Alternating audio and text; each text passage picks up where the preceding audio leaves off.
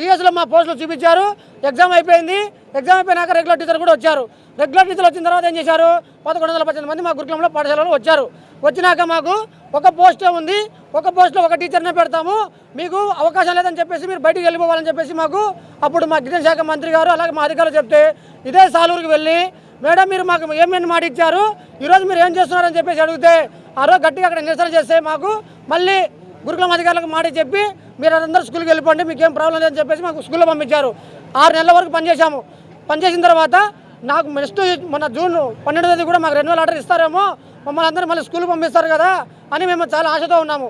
కానీ మన జూన్ 12వ తేదీకి వస్తే మాకు రెన్యువల్ ఆర్డర్ ఇవ్వాల్సింది 1456 మంది అయితే మొత్తం మేము పనిచేసే టీచర్లలో కేవలము 788 మందికి మాత్రమే రెన్యువల్ ఆర్డర్ ఇచ్చారు. అది ఎవరికి ఇచ్చారు, వాళ్ళు దాంట్లో ఎవరు అని వాళ్ళ పేర్లు డీటెయిల్స్ కూడా మాకు తెలియదు. జస్ట్ 788 మంది నెంబర్ మాత్రం తెలుసుకున్నారు. వాళ్ళకు అనుగుణమైన వాళ్ళకు లేకపోతే వాళ్ళ మినిస్టర్లు ఎమ్మెల్యేలు రికమెండేషన్ చేసిన వాళ్ళకి మాత్రం పోస్టులు ఇచ్చుకున్నారు. మాకు మాత్రం కొంతమందికి 700 మందికి ఉద్యోగాలు లేకుండా రెన్యువల్ ఆర్డర్ ఇవ్వకుండా రోడ్డు పడేశారు. మేము జూన్ 12 కంటే ముందు కూడా మేము మా గిరిజన శాఖ మంత్రి గారికి, లోకేష్ సార్ గారికి, సీఎం గారికి ఎక్కడ మీటింగ్లు ఉంటే అక్కడికి వెళ్ళడము, ఏ మినిస్టర్స్ ఆ మినిస్టర్ కలిసి మా యొక్క సమస్య గురించి విన్నవించాము. అయ్యా మేము ఇంతమంది రెన్యువల్ ఆర్డర్ ఇవ్వకుండా మమ్మల్ని రోడ్డు మీద పడేశారు, మాకు న్యాయం చేయమని చెప్పేసి మేము 10 సార్లు లోకేష్ సార్ ఓఎస్డీ గారికి కలిసాము, తర్వాత మా అధికారులు కలిసాము, మినిస్టర్ గారికి కూడా కలిసాము. కలిసినా కానీ అదిగో చేస్తాం ఇదిగో చేస్తామని చెప్పి మాకు కాలయాపన చేసి తీరా జూన్ 12వ తేదీకి వచ్చేసరికి మాకు రెన్యువల్ ఆర్డర్ రాలేదు, మీకు ఉద్యోగాలు లేవు, మీరు బయటికి వెళ్ళిపోమని చెప్పేసి మమ్మల్ని ఈరోజు బయటికి నెట్టేశారు. మేము ఇది గురుకులాన్ని నమ్ముకొని గత 10 సంవత్సరాల పనిచేస్తున్నాము. మేమంతా కూడా గిరిజనులమే, దళితులమే, పేదవాళ్ళం ఉన్నాం. దీనిలో మేము ఇంతమంది ఈ గురుకులాన్ని నమ్ముకొని మా యొక్క వ్యవనాన్ని, మా శ్రమను అన్నీ కూడా దీనిలో పెట్టి మేము ధారపోసి ఉంటే ఈరోజు మమ్మల్ని ఎవరో రెగ్యులర్ టీచర్లు వచ్చారని చెప్పేసి మీకు న్యాయం చేస్తానని చెప్పిన మా గిరిజన శాఖ మంత్రి గారు లోకేష్ గారు ఈరోజు మీకు ఉద్యోగం లేదు బయటికి పోమని చెప్పంటే మేము ఎక్కడికి పోవాలి? గత 15 రోజుల నుంచి మేము గురుకులం హెడ్ ఆఫీస్ దగ్గర నిరసనలు తెలియజేస్తున్నాము. ఇన్ని రోజుల నుంచి మేము నిరసన తెలియజేస్తున్నాం కానీ మా శాఖ మంత్రి గారు కానీ మా అధికారులు కానీ మాతో చర్చలు పెట్టి మీకు న్యాయం చేస్తాము అని చెప్పేసి చెప్పకుండా ఇప్పటి వరకు కూడా మమ్మల్ని రోడ్డు మీద పడేశారు. అసలు ఈరోజు మా గిరిజన శాఖ మంత్రి గారు జీవో నెంబర్ 3 గురించి అంటే 1/70 గురించి మాట్లాడుతున్నారని చెప్పి గిరిజన సంఘ నాయకులు పిలిపించారు. ఈరోజు గిరిజన సంఘ నాయకులకు వాళ్ళ తినడానికి భోజనాలు పెట్టించి ఏదో 4 మాటలు కహాని చెప్పించి పంపించడం తప్ప ఇక్కడ ఏమీ జరగలేదు. మా శాఖ మంత్రులు కానీ తర్వాత ఎమ్మెల్యేలు కానీ తర్వాత ఈరోజు మా గిరిజన శాఖ సంఘ నాయకులు అందరూ వచ్చారు. వాళ్ళు మా సమస్య గురించి అడుగుతుంటే ఆయన చెప్పిన సమాధానం ఏం తెలుసా, దాని గురించి అడగొద్దు, దాని గురించి మాట్లాడొద్దు, ఇది ఇప్పుడు కాదు, అవుట్ సోర్సింగ్ గురించి మాట్లాడొద్దు అని చెప్పి మేడం గారు మాట చెల్లేసి పక్కన పెట్టేసి వెళ్ళిపోయారు. మమ్మల్ని ఇక్కడ మేము బయట నిలబడి మా సమస్య చెప్పుకుందాము, మా శాఖ మంత్రి గారు మాకు ఏదో ఒక హామీ ఇస్తారని చెప్పేసి మేము దాదాపుగా ఈరోజు 150 నుంచి 200 మంది టీచర్లు వచ్చి నిలబడితే మమ్మల్ని మా ఇక్కడ ఉన్నటువంటి పోలీస్ శాఖ డిఎస్పీ సార్ గారేమో మీకు మేము న్యాయం చేస్తామని చెప్పి లోపల తీసుకుపోయి మీ మేడం గారితో చెప్పించి మీకు న్యాయం చేస్తామని చెప్పారు. సరే మేము డిఎస్పీ సార్ గారు మాట నమ్మి సరే మాకు న్యాయం చేస్తారేమో అని చెప్పి మేము తీసుకెళ్ళి వెళ్తే మేడం గారు లెటర్ తీసుకున్నారు తప్ప నన్ను మీరు అందరిలో నవ్వుల పాలు చేస్తున్నారని చెప్పేసి డోర్ వేసేసి మా మొహం మీద. మాకు అర్థం కావట్లేదు. మేము వచ్చి మా సమస్య చెప్పుకోవడానికి వస్తే మాకు ఒక మాట న్యాయం చేస్తానని మాట చెప్పలేకుండా మా మొహం మీద డోర్ వేస్తే మేము ఎక్కడికి పోవాలి? మేము ఎవరికి చెప్పుకోవాలి మా బాధలను? మా శాఖ మంత్రి గారు మీరు కూడా ఒక గిరిజన శాఖ మంత్రినే, మా లాంటి గిరిజనులు అందరూ ఓట్లేస్తే కదా మీరు ఈరోజు మంత్రి అయింది. మరి మా గిరిజనుల బాధలు మీరు కాబట్టి ఎవరు చూడాలి మాకు? లేకపోతే మాకు ఇంకొక శాఖ ఏమైనా ఉందా? వేరే శాఖ ఎవరైనా మన సమస్య పరిష్కరిస్తారా? అసలు గురుకులం బైలాస్ రూల్ ప్రకారం డిఎస్లో చూపకూడదు. గురుకులం బైలాస్ ఏముంది? కేవలం కమిషనర్ గారే సెక్రటరీ గారే మాకు నోటిఫికేషన్ ఇచ్చి డిఎస్లో పోస్టులు చూపాలి. మా ఉద్యోగాలు కూడా అవుట్ సోర్సింగ్ కానీ పార్టింగ్ కానీ ఎక్కడ లేదు. మాకు ఇచ్చిన బైలాస్ రూల్ ప్రకారము కాంట్రాక్ట్ పద్ధతిలో తీసుకోవాలి. ఆ రూల్స్ అన్ని కూడా మీరు పక్కన పెట్టేసి ఈరోజు ఒక డిఎస్సీ అనేది డిస్ట్రిక్ట్ వైజ్ జరిగే పోస్టులు, ఆ డిస్ట్రిక్ట్లో మా ట్రైబల్ పోస్టులు ఎలా చూపిస్తారు? మేము దీనిలో కోర్టులో కేసేస్తే కూడా మా కేసులను కూడా బెంచ్ మీద రాకుండా ఆపేస్తున్నారు ఈ కూటమి ప్రభుత్వంలో ఉన్నటువంటి మా మినిస్టర్లు, ఈ అధికారులు. మరి మేము ఎవరికి పోవాలా? ఇటు పక్క అధికారులు మాకు న్యాయం చేయట్లేదు, అటు వెళ్తే మినిస్టర్లు న్యాయం చేయట్లేదు, కోర్టుకు వెళ్తే కోర్టులో న్యాయం జరగట్లేదు. మేము ఈరోజు రోడ్డు మీదకి వచ్చి అమ్మా నువ్వే మాకు దిక్కు, మాకు న్యాయం చేయమని చెప్పి నీ దగ్గరకు వస్తే మా మీద నుంచి కారు తీసుకుపోయే విధంగా మమ్మల్ని తొక్కించుకుని పోయే విధంగా వెళ్ళిపోయారు మినిస్టర్ గారు. ఇది ఎక్కడ న్యాయమో? మాకు మీరు న్యాయం చేయడానికి ఉన్నారా, లేకపోతే మా ఓట్లతో మీరు మినిస్టర్లు అయ్యి మీరు దోచుకొని తినడానికి ఉన్నారా? మాకు ఎవరు న్యాయం చేయాలా? ఈరోజు మా టీచర్లు అందరం కూడా లేడీ టీచర్లు అందరూ ఉన్నారు. దాదాపు 10-15 నుంచి 15 సంవత్సరాలు పనిచేస్తున్న టీచర్లు ఉన్నారు. వాళ్ళ బాధలు వినడానికి కూడా మనసు రావట్లేదా? ఈ కుటుంబ ప్రభుత్వంలో ఎవరి మాటలు విందామని ఉన్నారు? 70 పైసలకే ఎకరాల భూమి ఇచ్చేస్తారే. మరి మా అలాంటి వాళ్ళకి పేదల గురించి ఎవరు ఆలోచించేది? అంటే ఇలా గురుకులంలో మా ST commission number Bojjireddy sir గారు, central ST commission Usha Nayak గారు వీళ్ళందరూ కూడా మా సమస్యల గురించి వెళ్ళి రిప్రజెంట్ ఇచ్చారు. వాళ్ళు ఇచ్చిన ఆర్డర్ ఏంటంటే మాకు కాంట్రాక్ట్ కింద మీకు రెన్యువల్ చేయాలని చెప్పేసి మాకు అధికారులకు లెటర్ ఇచ్చారు. ఆ లెటర్లో కూడా దిక్కులో కూడా పోయింది ఈరోజు. అంటే ఆంధ్రప్రదేశ్లో ఎస్టీ కమిషన్ అనేది ఒక పని చేస్తుందా లేదా, సెంట్రల్ ఎస్టీ కమిషన్ అసలు పవర్ ఉందా లేదా మాకు అర్థం కావట్లేదు. ఏ కమిషన్ వచ్చినా ఏ నాయకులు వచ్చినా మాకు న్యాయం జరిగేది లేదా. మేము అందరి టీడీపీ నాయకుల దగ్గర వెళ్తున్నాం. మీకు రుణాలు అందరం కూడా టీడీపీకి ఓటేసి గెలిపించుకున్నాం. మేము ఈ ప్రభుత్వం వస్తే మాకేదో న్యాయం చేస్తుంది, మాకు అన్ని రకాల ఆదుకుంటుంది, కాంట్రాక్ట్ చేస్తుంది, మినిమం టైం స్కేల్ చేస్తుంది అని చెప్పేసి ఈ ప్రభుత్వాన్ని ఏరుకోరి మేము తెచ్చుకుంటే ఈరోజు ఈ ప్రభుత్వం మమ్మల్ని చెప్పుతో కొట్టినట్టుగా ఉద్యోగాలు కాదు కదా, జీతాలు కాదు కదా, ఉద్యోగాలు కూడా లేకుండా రోడ్డు మీద పడేస్తారు. ఇది ఎంతవరకు ప్రభుత్వం? ఈ ప్రభుత్వం మాకు న్యాయం చేస్తారు. మేము తినే ప్లేట్లో మా ప్లేట్లో ఉన్న అన్నం తీసేసి నువ్వు వేరే వారికి అన్నం పెడితే మేమేం కావాలి? మా భార్య పిల్లలు ఏం కావాలా? మా తల్లిదండ్రులు ఏం కావాలా? మేము ఎక్కడికి పోవాలా? మాకు ఎవరు అన్నం పెట్టాలి? ఈరోజు అంటే ఒక అన్నం తినేవాడిని ప్లేట్ తీసి వేరే వాడిని పెడితే మరి మమ్మల్ని ఎవరు ఆలోచన చేయాలా? ఇది న్యాయమేనా? లోకేష్ అన్న, నువ్వు విద్యాశాఖ మంత్రిగా పనిచేస్తున్నావే, నీకు తెలియదా ఇక్కడ జరిగే సమస్యల గురించి? విద్యాశాఖ మంత్రి గారు మమ్మల్ని చేస్తున్న అన్యాయం మీకు తెలియదా? ఎన్నిసార్లు మీ దగ్గరకు వచ్చి మేము లెటర్లు ఇవ్వలేదు? చూపించాలా మీకు? ఫోటోలు కూడా మా దగ్గర ఉన్నాయి. సీఎం గారికి కలిసాము, లోకేష్ గారికి కలిసాము, వైసీ గారికి కలిసాము, మినిస్టర్ గారికి అయితే లెక్కే లేదు మాకు. అన్నిసార్లు మా సమస్య మీకు తీసుకొస్తే ఎందుకు మీరు సమస్య పరిష్కారం చేయలేకపోతున్నారు? ఏమైనా మాట్లాడితే మా అధికారులు చెప్పే మాట ఏంటంటే, అయ్యా మేము మీ ఫైలు ఫైనాన్స్లో పెట్టాము, మీ ఫైనాన్స్లో నడుస్తుంది అంటారు. ఈ జూన్ 12 చేయాల్సిన పనిని ఈరోజు జూలై 22 వరకు ఆర్థిక శాఖలో నిద్రపోతున్నారు అధికారులు. పనిచేయడానికి కదా వాళ్ళకి జీతాలు ఇచ్చేది. అలాంటి వాళ్ళందరూ కూడా తలా ఇంత డబ్బులు వేసి ఇస్తున్నా కదా మాకు మీకు ఇచ్చేది ప్రభుత్వం డబ్బు జీతాలు. మరి మా కోసం కాకపోతే ఎవరి కోసం పనిచేయనుకున్నారు? మేము ఒక టీచర్లుగా ఈరోజు రోడ్డు మీదకి వచ్చి ఇలా బాధపడుతున్నాం అంటే ఈ ప్రభుత్వం తల ఎక్కడ పెట్టుకోవాలి? అసలు ప్రభుత్వాలు కూడా ప్రభుత్వం ఉందా లేదా అని మాకు డౌట్ వస్తుంది. మరి మాలాంటి చిన్న చిన్న చిన్న చిన్న జీతాలు తీసుకున్న వాళ్ళు అవుట్సోర్సింగ్ టీచర్లకు న్యాయం చేయనప్పుడు మీరు వాళ్ళకి ఎవరికి న్యాయం చేద్దామని ఉన్నారు? ఇంకా ఇచ్చే హామీలు ఒకటి, చేసేది పని ఒకటి, ఒక్కడైనా మాకు నెరవేరుస్తున్నారా? గిరిశాఖ మంత్రి కదా మీకు ఈటీవీ ఛానల్లో ఇచ్చారు కదా ఆ రోజు లైవ్, ఏ ఒక్కరి ఉద్యోగాలు తొలగించాము, అందరినీ కూడా కొనసాగిస్తాము, మీకేం భయం లేదని కూడా చెప్పారు కదా. మరి అంతా అబద్ధమా? అంటే రాజకీయ నాయకులు నోట్ల వచ్చి అన్ని అబద్ధాలా?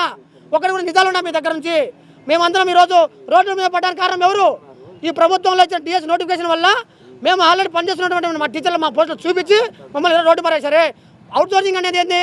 6 నెలలకు సంవత్సరానికో తీసుకొని అయ్యా మీ పని అయిపోయింది మీరు వెళ్ళిపోమని చెప్పింటే హ్యాపీగా మేము కూడా ఇంకోటి వెతుక్కొని మేము కూడా లాంగ్ టర్మ్ కోచింగ్ కూర్చోను జాబులు కొట్టేవాళ్ళము. కానీ ఈ కూటమి ప్రభుత్వం ఏం చేసింది తెలుసా?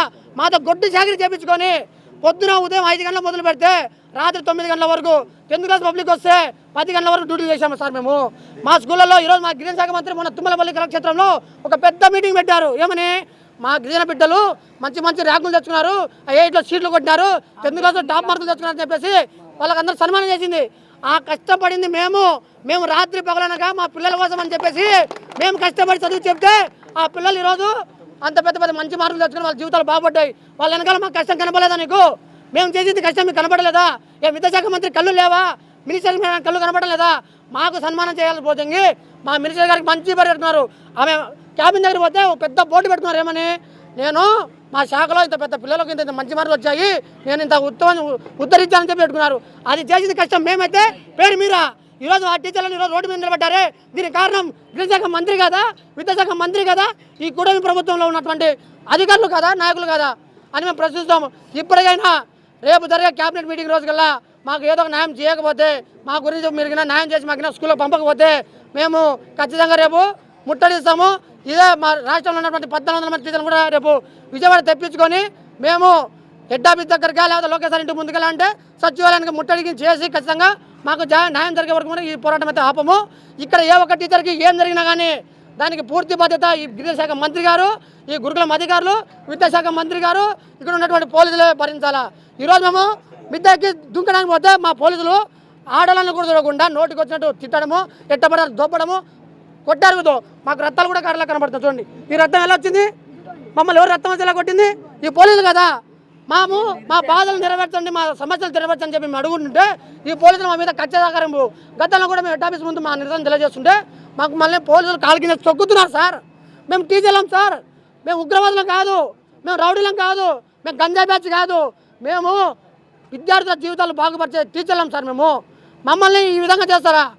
ఒక టీచర్లకే న్యాయం జరిగినప్పుడు ఈ ప్రభుత్వంలో ఇంకా ఎవరు న్యాయం చేస్తారు? మీరు మాకు ఎవరు న్యాయం చేయాలా? విద్యాశాఖ మంత్రి పేరుకు గొప్ప ఊరు దిబ్బ అన్నట్టుగా చేస్తున్నారు ఈరోజు. మరి మాకు న్యాయం చేయాల్సిన ప్రభుత్వం చేయరా? ఖచ్చితంగా మాకు న్యాయం చేయకపోతే ఈ యొక్క ఉద్యమాన్ని ఇంకా పెద్దగా చేస్తాము. మాకు ఉన్నటువంటి గిరిజన సంఘాలను అలాగే CIT నాయకులను టీచర్ సంఘాలను కలుపుకొని ఈ సమస్యను ఇంకా చాలా దూరం తీసుకెళ్తాము. మాకు న్యాయం జరిగే వరకు కూడా మేము ఈ పోరాటం అనేది ఆపము. ఖచ్చితంగా మాకు న్యాయం జరగాల్సిందే. మేము అందరం కూడా స్కూల్కి వెళ్ళాల్సిందే. అంతవరకు ఈ పోరాటం అనేది ఆపము. నా పేరు తారా. నేను గట్టికి కూడా మాట్లాడలేను. అంటే మేము 13 రోజుల నుంచి మా హెడ్ ఆఫీస్ ముందు రెయ్యింబగలు అక్కడ ఉన్న స్నాక్స్, ఈవినింగ్ స్నాక్స్ తిని అక్కడే వండుకుంటున్నాము. ఆడపిల్లలమైన కూడా అక్కడే ఉంటున్నాము. మేము ఎందుకు వచ్చామనంటే గత నెల కూడా మాకు 22వ తారీఖు ఇక్కడ వచ్చినప్పుడు మా గిరిజన అధికారులు మీకు ఒక వారం రోజులలో మీకు న్యాయం చేస్తామంటే వారం రోజులకు పోయి నెల రోజులకు మళ్ళీ తిరిగి వచ్చినా కూడా మాకు న్యాయం చేయలేదు. ఇప్పుడు కూడా ఈ రోజు కూడా చేస్తారేమో అనుకొని ఇక్కడికి వచ్చాము. సానుకూలంగా మా మినిస్టర్ గారి సాక్షాత్ పాదాలను తాకుదామని ఇక్కడికి వచ్చాము. మా మినిస్టర్ మేడం బిర్యానీ ప్లేట్ పక్కన పెట్టేసి మాకు సమాధానం వేయకుండా తలపేసేసింది. ఇప్పటి నుంచి కాదు, చాలా రోజుల నుంచి ఉంది, వేస్తుంది. ఎప్పుడు అయినా కూడా అంటే ఒక చిన్న చూపు. ఆమె కూడా టీచరేనంట. మరి ఆ టీచర్ బాధలు, ఒక మహిళ బాధలు, ఒక గిరిజనుల బాధలు. ఈరోజు ఉదయం పని చేస్తే సాయంత్రం మాకు కూడుంటుంది. ఈరోజు మేము డైలీ స్కూల్ వాళ్ళం లాగా మేము పని చేసుకొని బతికే టీచర్స్మి. మా డిపార్ట్మెంట్లో మాకు వచ్చే 10 నెలల జీతం అయితేనే 10 నెలల జీతం అయితే మాకు 10 నెలల తర్వాత తీసేస్తే ఇప్పటికి మాకు 4 నెలలు అవుతుంది ఉద్యోగాలు లేక. మాకు జోనల్ పోస్ట్ ఇచ్చారు. జోనల్ పోస్ట్లో మా ఊరు నుంచి తీసుకుపోయి ఎక్కడెక్కడో జిల్లాల వైజ్గా ఇచ్చారు. ఒక సింగిల్ పేరెంట్ని, నాకు 2 పిల్లలు ఉన్నారు. నా పిల్లలు నా ఎత్తున్నారు. నాకు వచ్చే 12,000 జీతానికి ఈరోజు ఆంధ్రప్రదేశ్ అంతా సెలబ్రేషన్ చేసుకుంటుంది తల్లికి వందనం పథకం కింద. ఈ తల్లికి మట్టుకు ముద్ద లేదు, నా పిల్లలకు పెట్టే ముద్ద లేదు. మాకు పెట్టకుండా నేను చదివించిన పిల్లలకి అందరు తల్లిలకి నేను వేసిన అటెండెన్స్ స్టూడెంట్స్కి నేను ఈరోజు నా అటెండెన్స్ అంతా కూర్చి 100% రిజల్ట్ ఇచ్చిన స్టూడెంట్స్ తల్లిలకి అని వాళ్ళు తల్లికి వందనం పథకాలు ఇచ్చుకున్నారు. ఈరోజు మట్టుకు చదువు చెప్పించిన టీచర్స్ ఇక్కడ ఉన్న తల్లులకి పథకాలు లేవు, ఉద్యోగాలు లేవు. ఏదన్నా అడిగితే మమ్మల్ని మరి పోలీసు వాళ్ళు కలిసిపోయి మాట్లాడుతున్నారా? వాళ్ళు పోలీసు అధికారులు ఏమన్నా కలుసుకొని మాట్లాడుతున్నారా? లేకపోతే ఎవరు దారి తప్పు పట్టిస్తున్నారో అర్థమైతే లేదు. మేమైతే సార్ని నమ్మి పైకి వెళ్ళాము. సార్ మాట్లాడిస్తుంటేనే మేము పైకి వెళ్ళాము. ఒక్క మాట కూడా నన్ను మాట్లాడనీయలేదు. సార్ కూడా ఉన్నారు అక్కడ. ఒక్క మాట కూడా మాట్లాడనీ కూడా డోర్ వేసేసింది. అమ్మ మినిస్టర్ తల్లి, నీ రాజకీయము, నీ మాటలు, నువ్వు కెమెరా ముందు ఎట్లా మాట్లాడతావో కెమెరా తర్వాత కూడా అట్టనే మాట్లాడితే బాగుంటుందమ్మా. ఎందుకంటే లోకేష్ అన్న కూటమి ప్రభుత్వాన్ని కోరి క్యాంపెయిన్ టీచర్స్ ఎట్లా క్యాంపెయిన్ చేశారో కూటమి ప్రభుత్వం వస్తే కూడా మాకు అట్లనే న్యాయం జరుగుతుంది అని చెప్పేసి హీరో పవన్ కళ్యాణ్ సార్, మీరు సినిమాలోనే హీరోనా సార్? రియల్ లైఫ్లో హీరో కాలేరా? మీరు రియల్ లైఫ్లో హీరో కాలేదా? మీ సినిమాలలో మీ తల్లికి కష్టం వస్తే ఏదేదో కష్టపడి సాధించి మీరు మీ తల్లిని సంతోష పెడతారే. కనీసం 15 రోజుల నుంచి సరిగా తిండి లేక డొక్కలలో నొప్పి వస్తుంది. మాట్లాడలేని పరిస్థితిలో కూడా మాట్లాడాల్సి వస్తుంది. ఏదన్నా గట్టిగా మాట్లాడితే ఈడ్ చేస్తారు పోలీసు వాళ్ళు పట్టేసేసి. ఏమన్నా న్యాయం ఉందా సార్ పవన్ కళ్యాణ్ సార్ మీకు? మీరు నిజంగా సినిమాలో హీరోలేనా సార్? రియల్ లైఫ్లో హీరోలు కాలేరా? కనబడట్లేదా?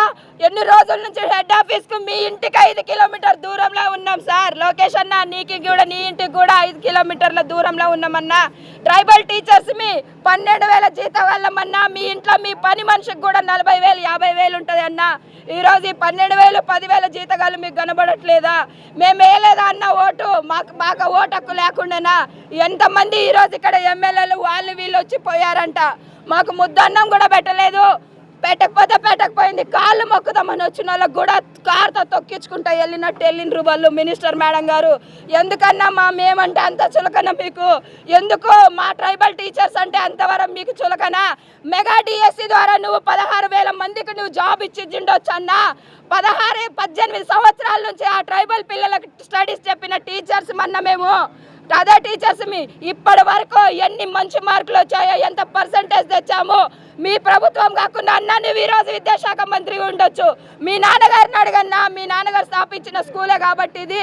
సీఎం సార్ని అడగన్నా మేము ఎంతో రిజల్ట్ తెచ్చుకొని ఒక్క పిల్ల నుంచి 0 స్టూడెంట్స్ నుంచి 1,000 స్టూడెంట్స్ వరకు ఏరుకొచ్చిన పిల్లలను మేమే తెచ్చినామన్నా. ఈరోజు మాకు ఎక్కడ కూడా అవకాశం లేకుండా చేసి నడి రోడ్న పడేస్తే ఎట్లన్నా చచ్చిపోమంటారా? చచ్చిపోమ్మంటారా మీ కూటమి ప్రభుత్వం వాళ్ళు? ఒక్కరు కూడా స్పందించారు ఎందుకు? దేశం అంతా మీరే ఉన్నారు ఎందుకు? ఆ కూటమి ప్రభుత్వం అని పేర్లు పెట్టుకొని ఎవరి దగ్గరికి పోకుండా ఏదన్నా ఎక్కువ మాట్లాడితే వాళ్ళు రెచ్చగొట్టారు వీళ్ళు రెచ్చగొట్టారు అని మాట్లాడతారు. ఈ ప్రభుత్వం వచ్చి రోడ్న పడేసిందన్న మమ్మల్ని. నెల రోజుల నుంచి అరుస్తున్నామన్నా, ఓపిక లేదన్నా, చచ్చిపోబుద్ధి అవుతుంది. చావాలా అన్నా ఏమి భవిష్యత్తు లేదు, ఎవరు దిక్కు లేరు. చచ్చిపోమంటే ఆ విధంగానన్నా చస్తామన్నా, చస్తేనన్నా నువ్వు బాగుపడతారా? ఎవరన్నా మీకు మంచి పేరు వస్తుందా? ఒక్క మాట చూసుకోండి అన్నా. ఎవరన్నా ఒక్కసారి ఇంత బిజీగా ఉన్నా కూడా మాకు ఒక్కసారి సమాధానం చెప్పన్నా. మమ్మల్ని రెన్యువల్ చేసి మా ఉద్యోగ భద్రత అన్నా. మెగా డిఎస్సిలో అందరం అరకొర మార్కులతో పోయినామన్నా. అదే మాకు వేటేజ్ ఇచ్చింటే ఈ సంధ్యారాణి మేడం మాట నమ్మి మేము వేటేజ్ ఇచ్చేయలేమన్నా. అసెంబ్లీ సాక్షిగా మీకు ఎవ్వరికి అన్యాయం జరగదన్నందుకు మేము మోసపోయినామన్నా. మోసం మమ్మల్ని చేయగాకన్నా. తర్వాత భవిష్యత్తులో ఎవరి చేతిలో ఎవరు మోసపోకూడదన్నా. ఇది ఒక్కసారి ఆలోచించి ఒక్కసారి వీళ్ళ దగ్గరికి నేను పోయేది ఏంటనంటే ఒక్కసారి మమ్మల్ని కలవండి అన్నా. మా ఉద్యోగాలను మాకు పంపించేదాకా విజయవాడ వదలమన్నా. పంపించే ప్లాన్లు కింద మీరు చేస్తే గల్లీకి ఒక సేవ మాది వెళ్తుందన్న. అప్పుడు మీరు ప్రశాంతంగా మీ కూటమి ప్రభుత్వాలలో మంచిగా ఇది చేసుకోండి అన్న. పవన్ కళ్యాణ్ సార్ మీరు సినిమాలో hero sir, real life hero అయితే మమ్మల్ని మీరు స్పందించాలా సార్? ప్రతి అమ్మవారి గుడిలో వెళ్ళేసి ఆ దేవుళ్ళ కాడీలు తెలియవు కాడితే కాళ్ళు కడుగుతారు సార్. కడుపు నిండి అన్నం లేక చాలా రోజుల నుంచి బాధపడుతున్నాం. కొంచెం అన్నం పంపించండి సార్. మా ఉద్యోగాలు మాకు ఇప్పించండి సార్. మా పిల్లల కడుపులు నింపండి సార్. మీ కాళ్ళు పట్టుకుంటాం, మీ కూటమి ప్రభుత్వ కాళ్ళు పట్టుకుంటాం సార్. తప్పు చేసినామేమో సార్ ఓటేసి, ఇంకా తప్పు చెయ్యము. ఇప్పుడు మమ్మల్ని ఆదుకుంటారా లేదా కూడా అది కూడా చెప్పండి సార్.